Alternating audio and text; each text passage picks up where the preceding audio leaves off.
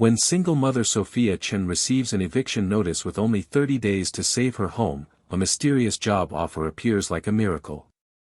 But working for billionaire Nathan Cross comes with a price she never imagined paying. What starts as a desperate deal for survival becomes a dangerous game of secrets, lies, and undeniable attraction. Hello, beautiful souls. Tonight's story will take you on a journey where hearts are tested and destinies collide. Let's dig in. The eviction notice crumpled in Sophia Chen's trembling fingers as rain lashed against the cracked windows of her downtown apartment. 30 days. The words blurred through her tears, but the meaning burned clear. She pressed her back against the peeling wallpaper, inhaling the musty scent of old wood and broken dreams. "Mommy?" Emma's voice drifted from the doorway, small and worried. At 5 years old, her daughter had already learned to read the language of adult despair. The surgical scar on Emma's chest, hidden beneath her favorite unicorn pajamas, served as a daily reminder of the medical bills that had devoured Sophia's savings like hungry flames. "Just something in my eye, sweetheart." Sophia forced brightness into her voice, tucking the notice into her laptop bag. "Go brush your teeth. I'll read you a story, office." Her laptop screen glowed with rejection emails, each polite, "Thank you for your interest," another nail in their coffin. Her community college art degree and scattered freelance work meant nothing in a city that chewed up the desperate and spit out the broken. Her phone buzzed. Another job alert, probably another dead end. But this posting made her pulse quicken. Personal assistant to high-profile executive. Immediate start. Exceptional compensation. Discretion required. The salary figure made her gasp. $50,000. Per month. Enough to save Emma, save their home, save everything. But no company name appeared, only a phone number floating in digital space like a lifeline thrown from the darkness. Before doubt could strangle hope, Sophia typed her response. Her finger hovered over send, then pressed down hard. The phone rang within minutes. "Miss Chen." The voice carried the authority of someone accustomed to immediate obedience. "I represent a client who requires your services. Are you available tomorrow at 9 a.m.? Meridian Tower, penthouse level." As Emma's footsteps faded down the narrow hallway, Sophia collapsed onto the second-hand couch that served as her. "Could you tell me about the position?" "Details tomorrow. Come alone." The line died, leaving Sophia staring at her reflection in the black screen. Outside, thunder rolled across the city like a warning. The next morning found her standing before Meridian Tower's glass facade, its surface reflecting clouds that promised another storm.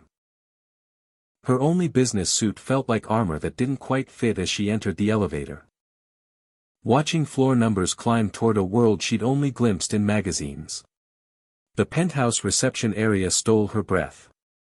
Floor-to-ceiling windows framed the city like a painting, while original masterpieces adorned walls that probably cost more than most people's homes. The scent of expensive leather and fresh orchids filled the air. "Miss Chen." A distinguished man in his 50s approached, his suit so perfectly tailored it seemed molded to his frame. "I am James.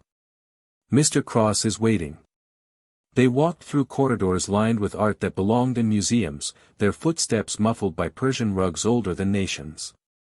James stopped before massive double doors carved from what looked like ancient oak. "Enter."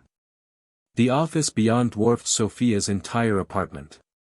Behind a desk the size of a small stage sat Nathan Cross, and every cell in Sophia's body went on high alert. He was beautiful in a way that felt engineered, sharp cheekbones and ice-blue eyes that seemed to catalog everything they touched. His charcoal suit probably cost more than she'd made in the past year. He didn't look up when she entered, leaving her standing like a supplicant before a throne.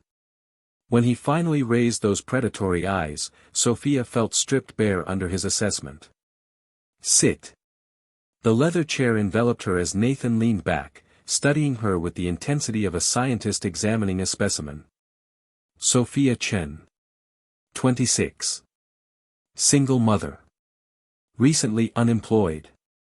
Facing eviction due to medical debt. He recited her life like reading a grocery list, each word a small violation of her privacy. How do you know all that? I know everything about people I consider employing. He stood, moving around the desk with fluid grace, stopping close enough that she had to crane her neck to meet his gaze. The question is whether you're desperate enough to accept what I'm offering. Heat radiated from his body, expensive cologne mixing with something darker, more primal. What kind of position requires investigating my personal life? I'm worth $8 billion.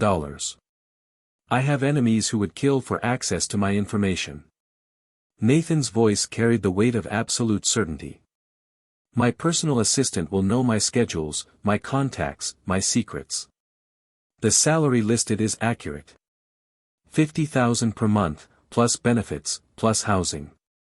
The number hit her like a physical blow. There has to be a catch. Nathan pulled a document from his desk, thick as a book. An ironclad non-disclosure agreement. Violation results in bankruptcy. Complete availability, 24/7. You'd live on my estate. I have a daughter. Private school. Full-time childcare. His paws stretched like a held breath. But there's one more requirement you may find uncomfortable. The way he said it made ice form in her stomach. What requirement? Nathan turned to the window, hands clasped behind his back. Complete security screening. Physical examination to ensure you carry no recording devices or weapons. Conducted by a licensed physician in a secure facility. The room tilted. Strip searches. Security protocols that have prevented 3 assassination attempts and countless corporate espionage. Steel entered his voice. The examination is professional but non-negotiable. Silence stretched between them, broken only by the whisper of climate control.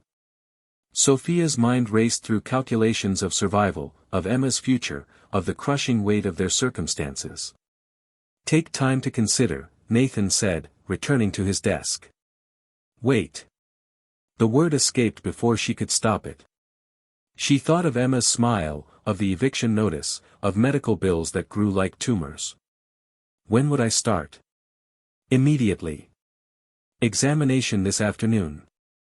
You move in tonight. His eyes seemed to pierce her soul. But understand, Miss Chen, once you sign that contract, you belong to me until I decide otherwise.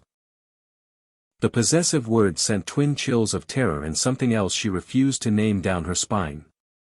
There was magnetism in Nathan Cross, a dangerous pull that both repelled and attracted. I need to arrange care for Emma. Already handled. Car downstairs will take you home. Pack necessities. Emma starts at Westfield Academy Monday. His efficiency in planning her life was both impressive and terrifying. Nathan Cross was clearly a man who took what he wanted. All right. She stood on unsteady legs. I'll do it. He nodded as if her acceptance had been inevitable. James will handle paperwork and transportation. Welcome to my employ, Miss Chen. As James escorted her out, Sophia couldn't shake the feeling she'd just signed her soul away. But thinking of Emma's bright future, she knew she'd had no choice at all. The black sedan waiting outside was luxury incarnate, leather seats softer than clouds. As they navigated city traffic toward her crumbling apartment building, Sophia stared through tinted windows at the world she was leaving behind. Everything was about to change.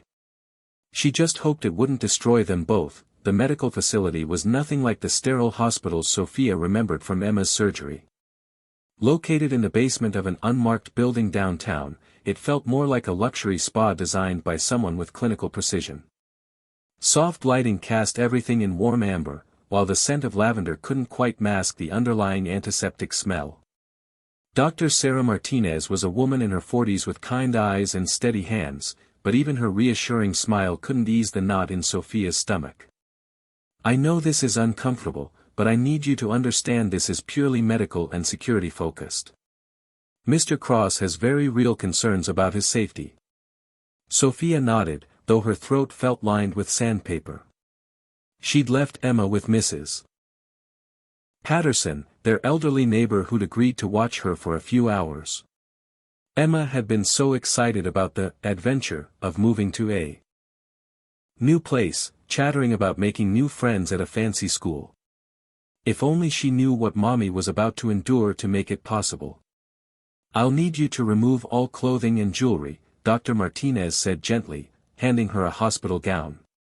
"There's a changing area behind that screen. Take your time." Behind the privacy screen, Sophia's hands shook as she unbuttoned her blouse. This was insane. She was literally about to be strip-searched to work for a man she'd met once. But the alternative was homelessness, watching Emma suffer because her mother couldn't provide. The examination was thorough and professional, but deeply humiliating. Dr. Martinez checked every inch of her body, used handheld scanners to detect electronic devices, and took photographs for security records. Through it all, Sophia stared at a fixed point on the ceiling, dissociating from her body to preserve what little dignity remained. "You're doing great," Dr. Martinez murmured as she completed the final checks. "Just a few more minutes." When it was over, Sophia dressed with numb fingers. Dr. Martinez handed her a folder containing her medical clearance and a key card. "The car outside will take you to your new residence. Your daughter's enrollment is complete, and her nanny, Miss Claire Dubois, is already settling into the guest quarters." "Thank you," Sophia managed, though she wasn't sure what she was thanking her for. The drive to Nathan's estate took them beyond the city limits, through gates that belonged in a fairy tale. The mansion rose from manicured grounds like something from a Gothic novel, all stone towers and leaded windows. Ancient oaks cast dancing shadows across the circular driveway, their branches reaching toward a sky that had turned the color of old pewter. James waited at the main entrance, his expression as unreadable as ever. "Welcome home, Miss Chen. I'll show you to your quarters." Her apartment was on the estate's east wing, accessible through a private entrance but connected to the main house by a covered walkway. It was larger than any place she'd ever lived, decorated in soothing neutrals with touches of warmth that made it feel like a home rather than just expensive furniture arranged in rooms. "Emma." Her daughter's voice echoed from what must be the second bedroom. Sophia found her bouncing on a canopy bed that looked like it belonged to a princess, surrounded by toys that hadn't been there when they'd packed their few belongings that morning. "Look, Mommy. Claire bought me presents." Emma held up a stuffed unicorn that probably cost more than Sophia's monthly grocery budget. "And look at my room."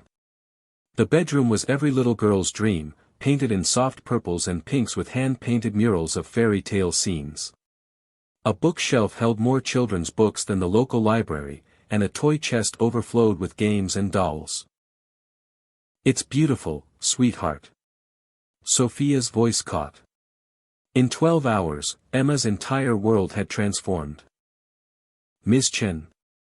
A woman appeared in the doorway, tall and elegant with silver-streaked brown hair and intelligent hazel eyes. Her French accent was subtle but unmistakable. "I am Claire Dubois, Emma's nanny. I hope you don't mind, I took the liberty of purchasing a few necessities." A few necessities appeared to include an entire wardrobe hanging in Emma's walk-in closet. Designer clothes in Emma's exact size, shoes that would probably last years, and accessories that cost more than Sophia made in months of freelance work. "This is too much," Sophia protested. Claire smiled warmly. "Mr. Cross wants Emma to feel welcomed. She's a delightful child, by the way. We've already planned tomorrow's activities."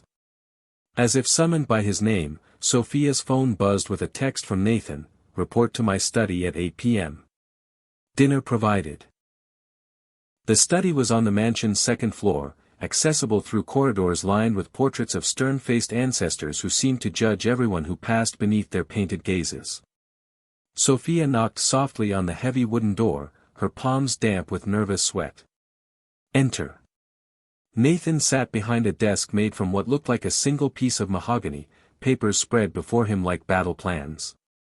He'd changed from his business suit into dark jeans and a black cashmere sweater that emphasized his broad shoulders and lean frame.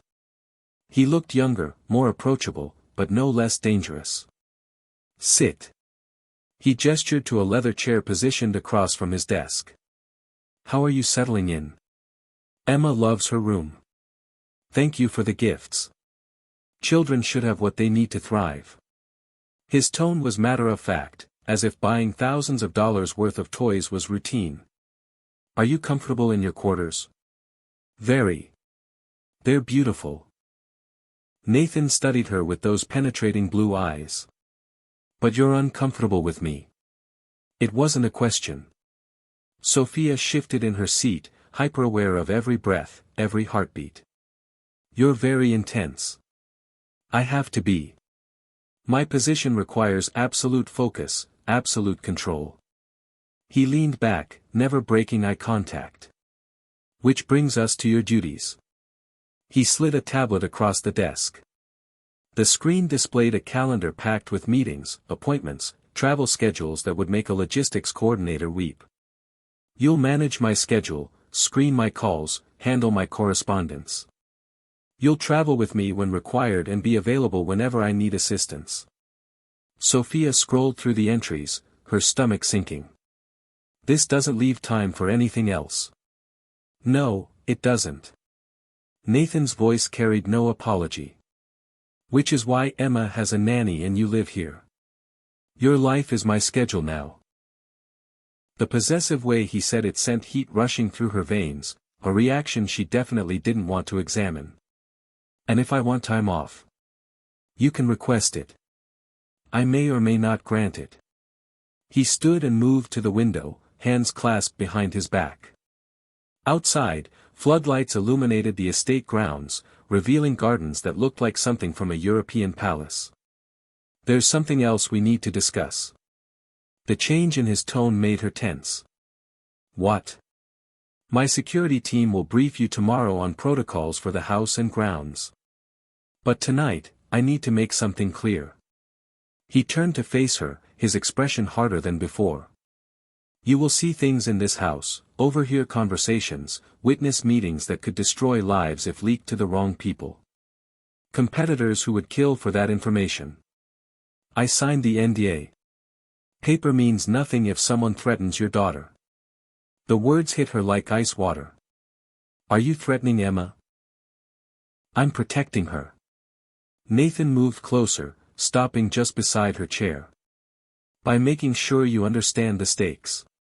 Emma is safe here, safer than she's ever been. But that safety depends on your absolute loyalty."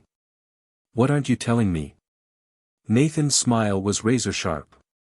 "Everything, Miss Chen. But you'll learn what you need to know when you need to know it." He returned to his desk, effectively dismissing her. But as Sophia reached the door, his voice stopped her. "One more thing. There are areas of the house that are off-limits to staff. The west wing, the basement levels, my private suite. Security will alert me if you go where you shouldn't." The warning carried weight beyond mere employer rules. As Sophia walked back to her apartment through corridors that seemed to whisper with secrets, she couldn't shake the feeling that she'd stepped into something far more dangerous than a simple job. Back in her new home, she found Emma asleep in her fairy tale bed, the stuffed unicorn clutched tight in her small arms. Standing in the doorway, Sophia made a silent vow. Whatever Nathan Cross was hiding, whatever games he played in the shadows, she would protect her daughter at all costs. Even if it meant becoming someone she didn't recognize. 3 weeks into her employment, Sophia had learned to read the subtle signs that preceded Nathan's moods like a meteorologist tracking storm patterns. The sharp tap of his Mont Blanc pen against his desk meant impatience.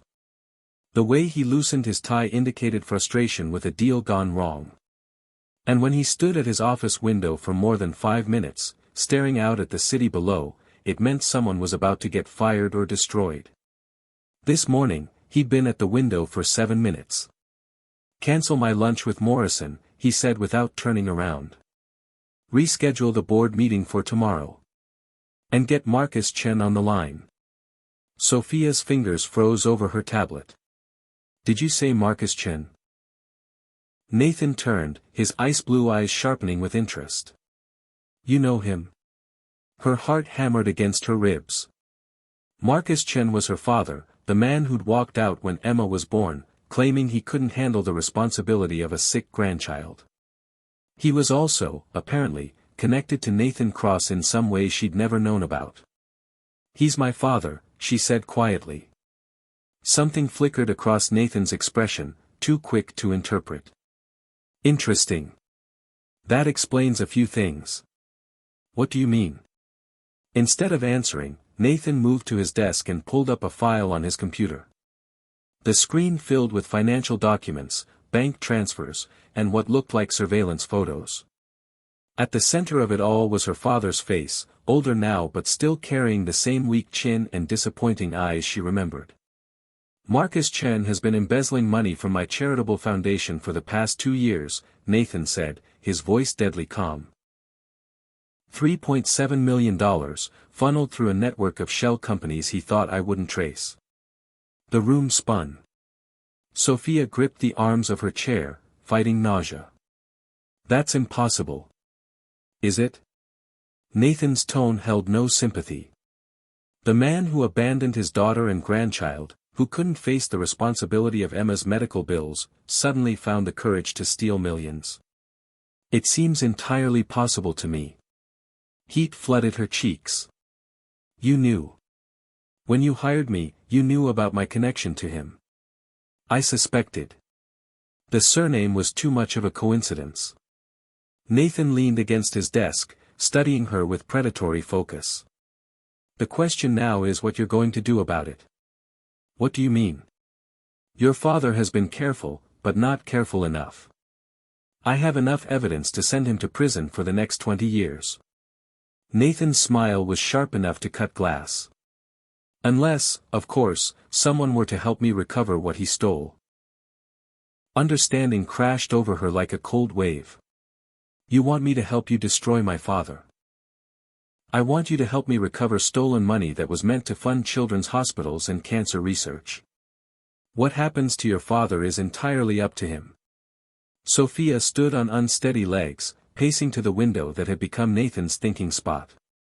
The city stretched below them, millions of people living their lives unaware of the games played in towers like this one. Why are you telling me this? You could handle it without involving me. Because I'm curious about where your loyalties lie. Nathan's voice was soft, dangerous. With the father who abandoned you, or with the man who's given you and Emma everything you ever dreamed of? The manipulation was subtle but unmistakable. Nathan wasn't just her employer, he was positioning himself as Emma's savior, her protector, the man who'd rescued them from poverty and despair. And now he was asking her to choose sides in a war she'd never known was being fought. What would I have to do? Have dinner with him. Wear a wire.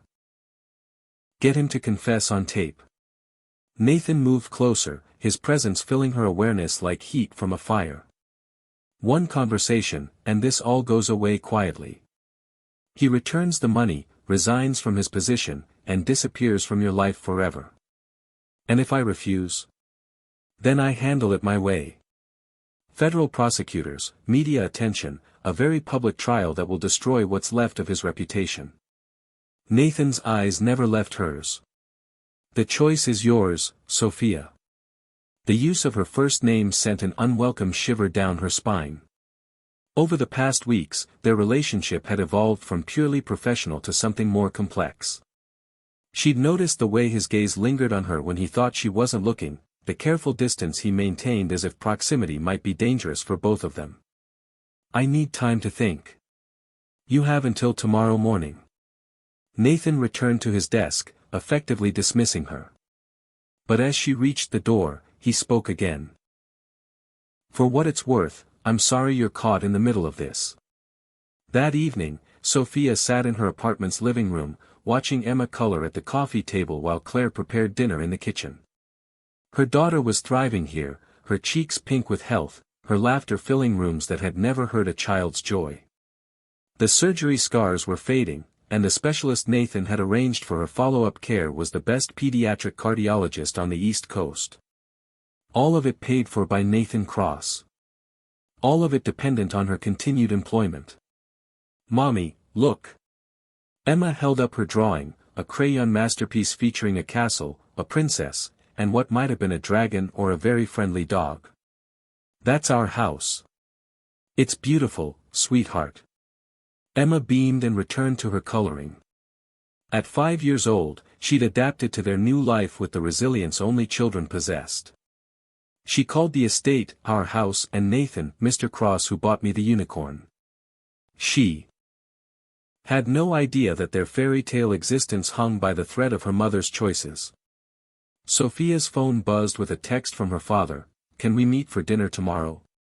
I have something important to discuss." The timing was too perfect to be coincidental. Somehow, Nathan had orchestrated this, manipulated events so that she'd have no choice but to play her part in his chess game. The realization should have angered her, but instead it filled her with reluctant admiration. Nathan Cross was brilliant in his ruthlessness, beautiful in his control. And she was falling for him despite every rational thought in her head. The next morning, she found Nathan in his study before dawn, dressed in running clothes that showed off the lean muscle of his frame. Sweat gleamed on his skin, and his dark hair was tousled from his workout. He looked human for once, approachable in a way that made her pulse quicken. "You're up early," he said, toweling off his face. "Couldn't sleep." She held up the wire device he'd given her the night before, no larger than a button.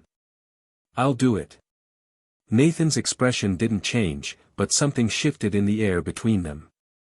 "Why?" "Because Emma deserves better than having a grandfather who steals from sick children. And because you're right. My loyalty isn't to the man who abandoned us." He moved closer, close enough that she could smell his skin, clean sweat mixed with expensive cologne. "I know this is hard for you." "Is it?" The question surprised them both. "Maybe it should be harder. Maybe I should feel worse about betraying family." "He betrayed you first." Nathan's voice was gentle, gentler than she'd ever heard it. "Years ago, when you needed him most." They stood in the morning light streaming through tall windows, the space between them charged with electricity that had nothing to do with the job or the wire in her hand. Nathan reached out, his fingers brushing hers as he took the device from her palm.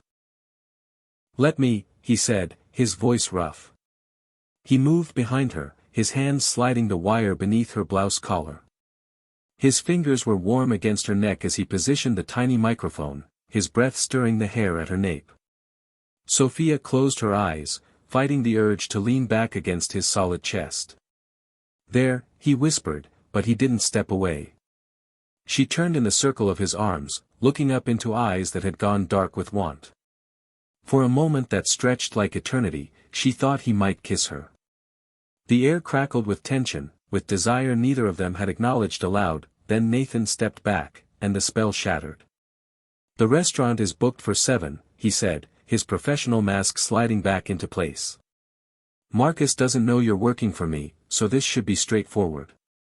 But as Sophia prepared for the most difficult evening of her life, she knew nothing about Nathan Cross would ever be straightforward. He was a man who collected secrets like some people collected art, and she was beginning to suspect that the most dangerous secret of all was the growing connection between them. A connection that could destroy them both. The restaurant Marcus had chosen was painfully ordinary, the kind of place that served decent pasta and tried too hard to look Italian.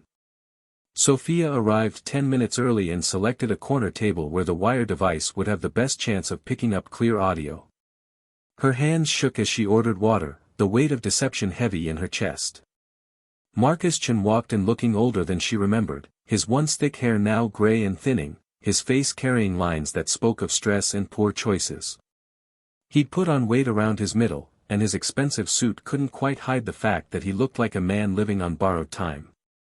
"Sophie." He used her childhood nickname as he slid into the booth across from her, his smile uncertain.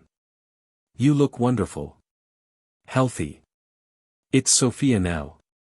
She kept her voice neutral, professional. Thank you for agreeing to meet. Of course, of course. Marcus fidgeted with his napkin, not quite meeting her eyes. I heard Emma's surgery went well. I should have called, should have been there. Yes, you should have. The blunt response made him flinch. Good. She wasn't here to make this comfortable for either of them. I know I haven't been the father you deserved, he continued, his voice gaining the practiced cadence of a man used to making excuses. But I want to make things right now. I have money, Sophie. Enough to take care of you and Emma for the rest of your lives. Her pulse quickened. Nathan had been right about everything so far. What kind of money? Marcus leaned forward conspiratorially. I've been working with some investors, moving funds around for a charitable foundation. Very lucrative work. Very quiet. You mean embezzlement? The word hit him like a physical blow. His face went white, then flushed red with panic. Who told you that? That's not what this is. Isn't it? Sophia pulled out her phone and showed him a photo Nathan had given her, a bank statement with Marcus's signature authorizing a transfer of $200,000. Cross Foundation Children's Trust. Ring any bells? Marcus stared at the image, his breathing becoming shallow and rapid. How did you get this? The better question is how you thought you could steal from a man like Nathan Cross and get away with it. Nathan Cross. Marcus's voice cracked. You work for Nathan Cross. The raw terror in his voice sent ice through her veins. This wasn't just about money. There was something deeper here, something that made her father look like he'd seen his own death warrant. Dad, what aren't you telling me? Marcus grabbed her wrist across the table, his grip desperate and painful. Sophie, you have to get away from him.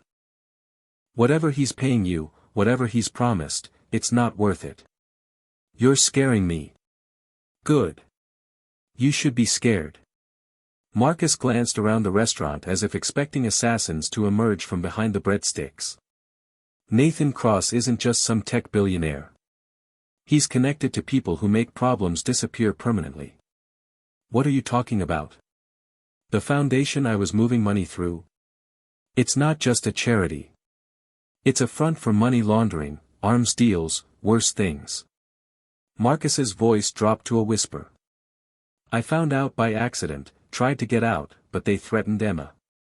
Said if I didn't cooperate, if I tried to expose them, your daughter would have an accident. The restaurant seemed to tilt around Sophia. That's impossible. Is it? Think about it, Sophie. How did you get that job? A single mother with no connections, no experience at that level, and suddenly Nathan Cross wants to hire you? Give you more money than you've ever dreamed of? Marcus's eyes were wild with desperation.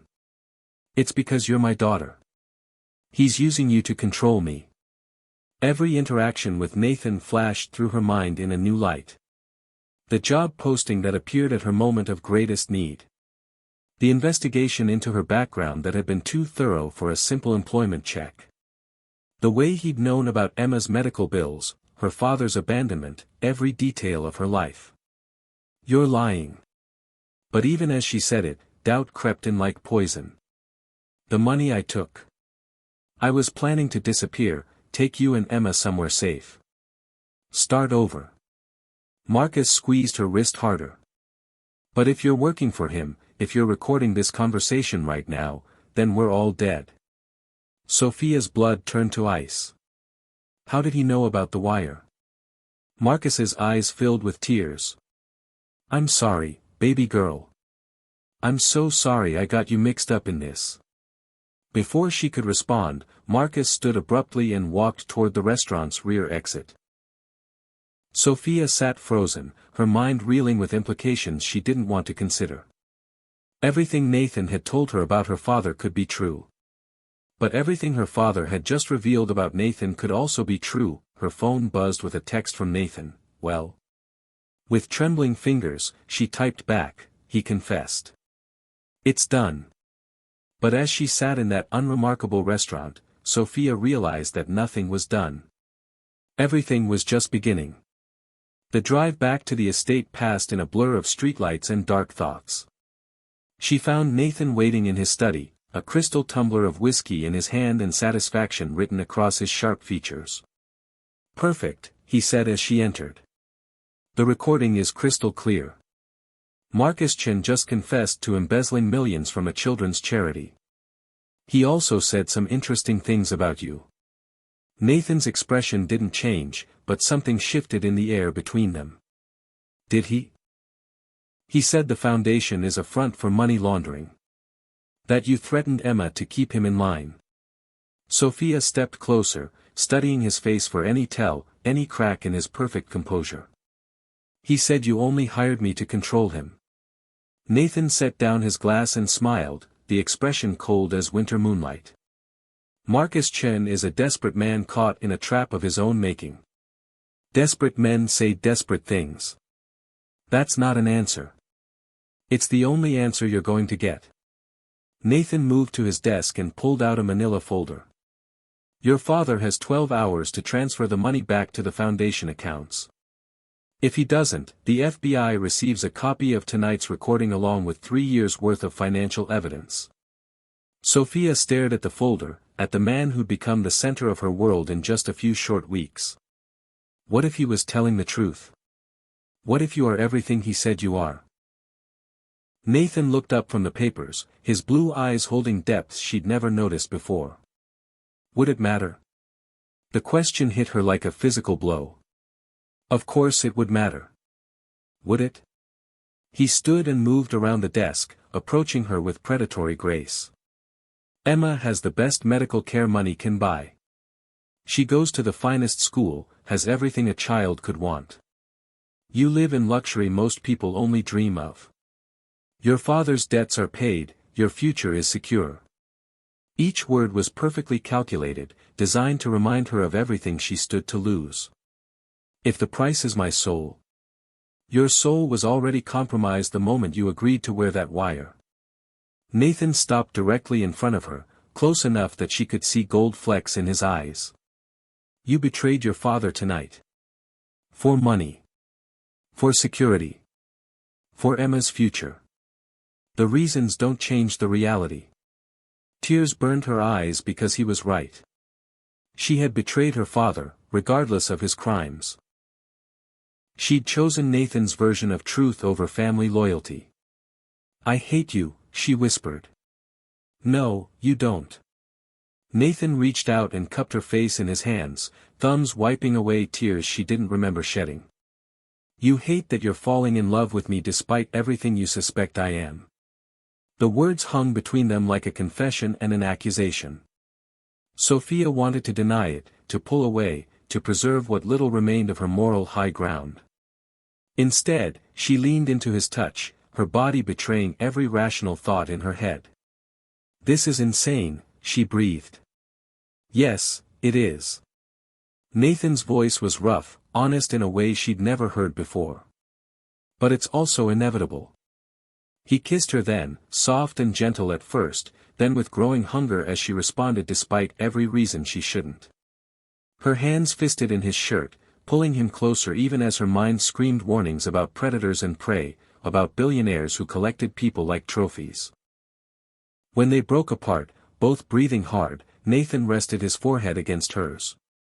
"I never meant for this to happen." "What? The kiss or everything else?" "Any of it." His honesty felt like another manipulation, another perfectly calculated move in a game she was only beginning to understand. "You were supposed to be a tool to control your father. Simple. Clean. And now?" Nathan stepped back, and the loss of his warmth felt like abandonment. "Now everything is complicated." Sophia's phone rang, the shrill sound cutting through the tension like a blade. The caller ID made her blood freeze. Westfield Academy. Emma's school. "Hello. Ms. Chen. This is Principal Morrison. I'm calling about Emma. She's fine, but there was an incident today. A man approached her during recess, said he was her grandfather and wanted to take her for ice cream." The world tilted. What happened? Our security stopped him before he reached Emma, but he became agitated, claimed he had rights as family. We've contacted the police, but I thought you should know immediately. Sophia's legs gave out. She collapsed into the nearest chair, the phone nearly slipping from nerveless fingers. Where is Emma now? Safe with her teacher. Ms. Dubois is on her way to collect her. When Sophia ended the call, she found Nathan watching her with an expression she couldn't read. Marcus? He tried to take Emma from school. Her voice sounded strange, distant. After our dinner, after the recording, he tried to kidnap my daughter. Nathan pulled out his phone and made a call. I need security at Westfield Academy now.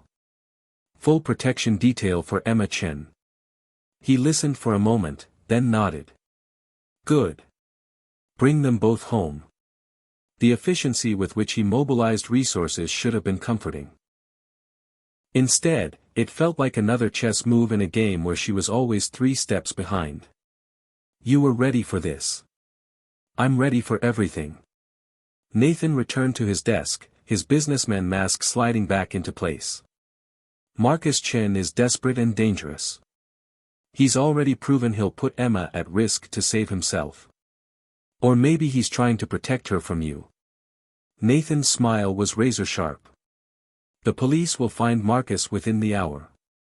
When they do, they'll discover the recording of his confession, the financial evidence, and now attempted kidnapping charges. He'll spend the next 20 years in prison. Unless he disappears first. Men like Marcus don't disappear. They run to familiar places, make predictable mistakes. Nathan's phone buzzed with a message. He read it and nodded with satisfaction. Newark Airport. Terminal B. He's trying to catch a flight to the Cayman Islands. Even as her world crumbled around her, Sophia had to admire his thoroughness. Nathan Cross had anticipated every move, planned for every contingency. Her father never stood a chance. What happens now? Now you choose. Nathan leaned back in his chair, studying her with those penetrating blue eyes. You can take Emma and leave. I'll provide references, a generous severance package, a new identity if necessary. Your father goes to prison, but you're free of all of this. And the alternative? You stay. You accept that the world is more complicated than you believed.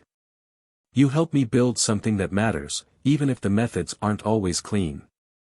Nathan paused, his voice softening. You let whatever this is between us develop into whatever it's supposed to become. The choice should have been simple. Take Emma and run from the dangerous billionaire and his morally ambiguous empire. But as Sophia sat in his study, surrounded by luxury paid for with money that might have blood on it, she realized the choice had been made weeks ago. The moment she'd signed his contract, submitted to his examination, moved into his world, she'd chosen Nathan Cross over everything else. Her father's warnings came too late. She was already in too deep to find her way back to the light. I need to see Emma. Of course. Nathan stood and moved to the door. But Sophia? She turned back to face him. Yes. I meant what I said earlier. I never planned for this to happen. But I'm not sorry it did. As she walked through the mansion's corridors toward her daughter's room, Sophia tried to feel regret for the choices she'd made. Instead, she felt only a strange sense of inevitability, as if every step of her life had been leading her to this moment, this man, this beautiful and terrible new world. Behind her, Nathan Cross stood in his study and poured another drink, his reflection ghost-like in the tall windows that looked out over his kingdom of secrets and lies. 3 months later, Sophia understood that love and destruction could occupy the same space in a human heart without canceling each other out. She'd learned to read Nathan's silences as well as his words, to navigate the intricate dance of power and vulnerability that defined their relationship. She knew which meetings required her to take notes and which required her to forget everything she heard. She knew that the west wing of the mansion contained rooms she would never see, and that some of Nathan's phone calls happened in languages she didn't recognize. Most importantly, she'd learned that her father had been both right and wrong about Nathan Cross. The morning everything changed began like any other. Emma chattered about her upcoming science fair project over breakfast while Claire discussed their plans for the weekend. Nathan had left before dawn for meetings in Chicago, leaving Sophia to manage his schedule from the estate office. The routine had become comfortable, almost domestic in its predictability. Until James appeared in her doorway, his usual composure cracked with something that looked like fear. "Miss Chen, we need to talk. Privately." They walked to the garden pavilion, far enough from the main house that electronic surveillance would have difficulty picking up their conversation. James's hands shook as he lit a cigarette, a habit Sophia had never seen him display before. "There's something you need to know about Emma's medical bills," he said without preamble. Ice formed in her stomach. "What about them?" "They were never paid by insurance or charity funds." James took a deep drag, his eyes distant. "Mr. Cross paid them directly. $3.2 million to Children's Hospital, another $800,000 to the surgical team." The number hit her like a physical blow. "That's impossible. The insurance covered most of it. No insurance company in the world would cover experimental cardiac surgery for a 5-year-old without pre-existing coverage." James flicked ash onto the manicured lawn. "Emma's condition was pre-existing. Your policy was basic catastrophic coverage at best." Sophia's mind reeled, trying to process the implications. "Why are you telling me this?" "Because Marcus Chen never stole money from the foundation." James met her eyes, and she saw 20 years of guilt and complicity written in the lines of his face. "He was used as a scapegoat to give Mr. Cross leverage over you. The whole embezzlement story was fabricated. The world tilted on its axis. Every conversation with Nathan, every moment of moral compromise, every choice she justified by telling herself her father was a criminal came crashing down like a house of cards. The recording of his confession, edited from dozens of conversations, words taken out of context and spliced together. James dropped his cigarette and ground it under his heel. "Your father was guilty of nothing more than being desperate enough to accept money from Mr. Cross to help his daughter and granddaughter." Nausea rose in her throat. "Where is my father now?" "Federal prison. 25 years for embezzlement and attempted kidnapping." James's voice was flat, professional. "He tried to take Emma because Mr. Cross told him you were in danger, that the only way to protect you both was to run." Each revelation felt like another weight added to her chest, making it harder to breathe. "Why are you telling me this? Why now?" James reached into his jacket and pulled out a manila envelope. "Because tonight, Mr. Cross is planning to eliminate a problem that could expose his operations. Senator Williams has been investigating the foundation's connection to offshore accounts and money laundering. So Senator Williams has a daughter. 8 years old. Leukemia." James's voice cracked. "Mr. Cross plans to use the same playbook he used with you. Create a crisis, offer salvation, then own them completely." Understanding crashed over her like a tsunami. "He's going to hurt that little girl. He's going to let her die unless her father stops the investigation. It's a pattern, Sophia. Find desperate parents, create leverage, build an empire of people who can't say no because the cost is their children's lives." Sophia stared at the envelope in her hands, afraid to open it but knowing she had to. Inside were photographs, financial records, medical files. A dozen families, all with sick children, all employed by Nathan Cross in various capacities. All trapped by debts they could never repay and secrets they could never reveal. "Emma's surgery," she whispered, "was never necessary. A minor heart defect that would have corrected itself naturally as she grew." James lit another cigarette with shaking hands. "The surgical team was paid to recommend immediate intervention, to make it seem life-threatening. The cruelest part was how perfect the manipulation had been. Nathan hadn't just bought her loyalty, He'd manufactured the crisis that made loyalty feel like love, desperation feel like gratitude. He'd saved Emma from a danger he'd created, then positioned himself as their protector against threats he'd orchestrated. How do I know you're telling the truth? James pulled out his phone and played a recording. Nathan's voice filled the air, cold and calculating as he discussed acquiring new assets and manufacturing leverage points with someone whose voice she didn't recognize. The Williams girl's condition is perfect, Nathan's recorded voice said. Stage 2 leukemia, family's resources almost exhausted. The father's committee vote is next week. We'll approach them tomorrow. Sophia closed her eyes, fighting the urge to vomit. Why are you helping me? Because I have a granddaughter Emma's age, and I'm tired of being complicit in destroying families to build Nathan Cross's empire. James dropped his phone back into his pocket. There's a way to stop this, but it requires you to sacrifice everything you've gained. What do you mean? The FBI has been building a case against Mr. Cross for years, but they need someone inside his operation to provide testimony and evidence. James met her eyes. They need you. The weight of the choice settled on her shoulders like a physical burden. Testify against Nathan, and she'd lose everything, the house, the money, the security she'd built for Emma. But more than that, she'd lose the man she'd somehow fallen in love with despite knowing he was dangerous. If I do this, what happens to Emma? Witness protection until the trials are over. New identities, new lives, but you'll be free. James paused. The real question is whether you can live with yourself if you don't. That evening, Sophia stood in Emma's bedroom watching her daughter sleep. The fairy tale murals on the walls seemed to mock her now, beautiful lies painted over ugly truths. Emma had been happy here, healthier than she'd ever been, surrounded by luxuries most children only dreamed of. Taking her away from all this felt like another kind of cruelty. But leaving her here meant accepting that Nathan owned them both, that Emma's future would be built on the suffering of other children, other desperate families caught in traps designed by a man who collected human beings like art. Nathan returned from Chicago near midnight, finding Sophia in his study with a glass of wine and the manila envelope spread across his desk.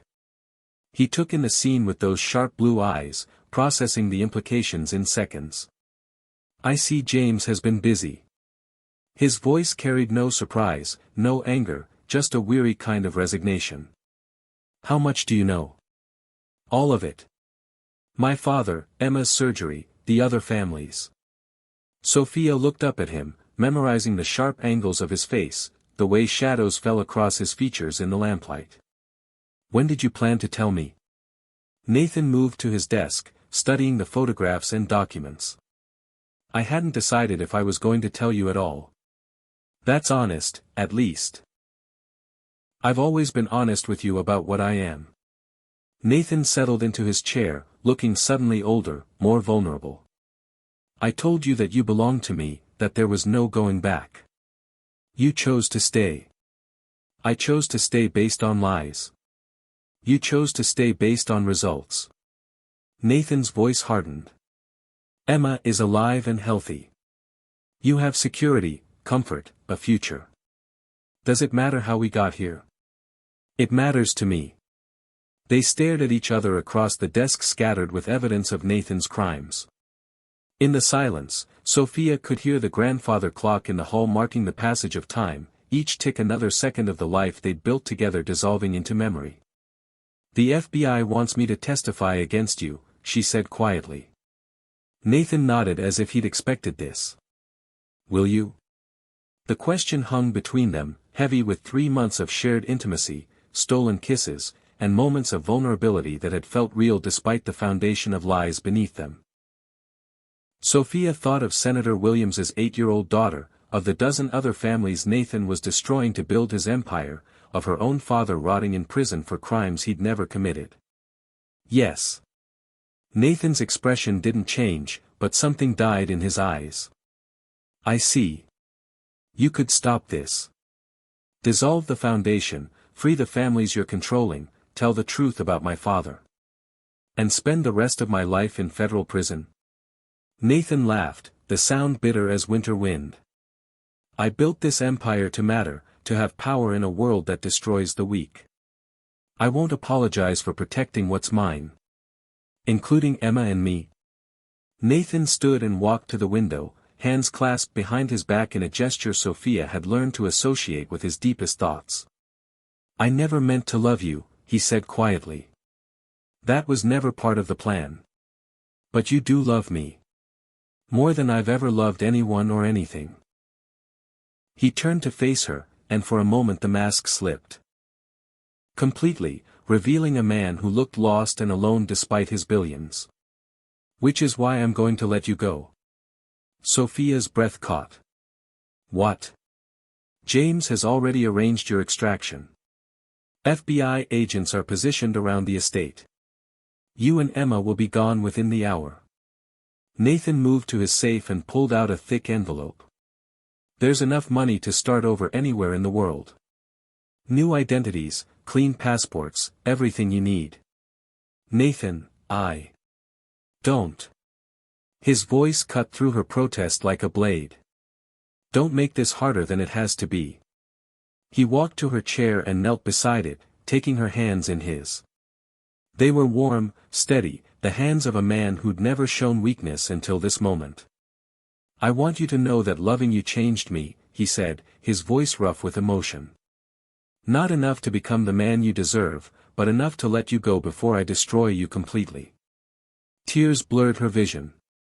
You could come with us. Start over. Be different. Nathan smiled, sad and beautiful and final. Men like me don't get second chances, Sophia. We get what we take and we hold it until someone stronger takes it away. The sound of vehicles approaching came through the windows, official and ominous. Nathan released her hands and stood, smoothing his expression back into its familiar mask of controlled power. Go get Emma. Don't let her see me again. He walked to his desk and pulled out a gun, checking the chamber with practiced efficiency. Tell her I said goodbye. Understanding crashed over her. Nathan, no. I won't spend my life in a cage. He looked at her one last time, memorizing her face the way she'd memorized his. Take care of our daughter. The possessive pronoun stopped her cold. Our daughter? Emma belongs to both of us now, whether legally or not. Nathan's smile was gentle, genuine. Love her enough for both of us. Footsteps echoed in the hallway outside. FBI agents, come to tear apart the only life Emma had ever known as safe and secure. Sophia stood on unsteady legs, torn between running to her daughter and staying with the man who destroyed her world and remade it in his image. I love you, she whispered. I know.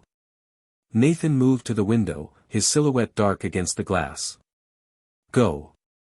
Sophia ran through corridors that had become familiar, past paintings that had witnessed their strange courtship, toward the room where Emma slept surrounded by gifts from a man who'd saved her life by inventing threats to it. Behind her, she heard doors splintering as federal agents entered Nathan Cross's kingdom. She gathered Emma into her arms, her daughter waking confused and frightened as strange men with badges filled their fairy tale home. As they were hustled toward waiting vehicles, Emma cried for Claire, for her toys, for the only life she remembered. Where's Mr. Cross? Emma asked through tears. Why can't he come with us? Sophia held her daughter tight, breathing in the scent of her hair, feeling the steady beat of the heart Nathan had convinced her was broken. He had to stay behind, baby. But he said to tell you goodbye. The gunshot echoed across the estate grounds as their car passed through the gates for the last time. Emma didn't understand the sound, but Sophia felt it tear through her chest like a physical wound. Behind them, Nathan Cross's empire began its collapse, but the man who built it had chosen his own ending.